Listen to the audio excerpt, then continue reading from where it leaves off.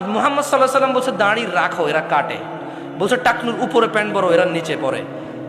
এখন নায়কেরা দাড়ি রাখে, এরা দাড়ি রাখে। আল্লাহ তাআলা বলছে হালাল খাও, এরা সবসময় হারামের প্রতি ঝুঁকে থাকে। ইসলাম যত কিছু আদেশ করছে মুসলমানদের বর্তমানে কাজ হয়ে গেছে সবকিছুর বিরুদ্ধাচরণ করা। ওয়াল্লাহি যদি শুকর খাওয়া হালাল হতো কেউ শুকর খেত না, গরু খেত সবাই।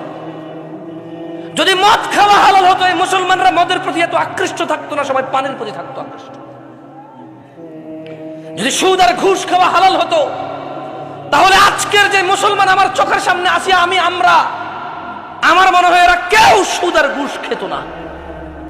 ওয়াল্লাহি যদি নামাজ পড়লে পাপ হতো তো ফজরে তুমি মসজিদে জায়গা দিতে পারতা না। গান শুনলে পাপ হয়, কনসার্টে জায়গা হয় না। গান শুনলে পাপ হয়, কনসার্টে জায়গা হয় না।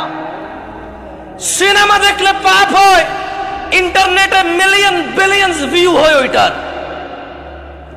বাবা মায়ের সাথে বেয়াদবি করলে পাপ হয়, কোন সন্তান তার বাপ মায়ের কথা শোনে না।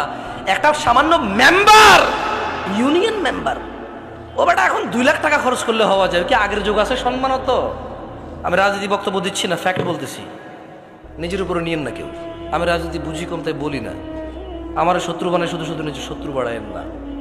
আমি নিরীহ মানুষ, মনে আপনার কষ্ট যাবে শুধু, ব্যাস। আমারও ইনশাল্লাহ কিছু করতে পারবেন না, আমিও পারবো না। আপনারা যা করবে যদি কিছু হয় ওটা আল্লাহর তাকদিরে আছে, আমার হবে, আপনার হইলে ওটা আল্লাহর তাকদিরে আছে, তাই হবে, ব্যাস, দ্যাটস ইট। আমি ভয় পাই না তা না, এই জন্য আরো অনেক কন্ট্রোল করে বলতেছি। তো এই জন্য দেখবেন বাবা মায়ের অবহেলা। ওর যদি খালি ইউনিয়ন চেয়ারম্যানে বলে ওকে বলিস তো একটু দেখা করতে, ও লুঙ্গি কোনটা পরবে এই টেনশনে পড়ে যাবে, যাইতে হবে রে।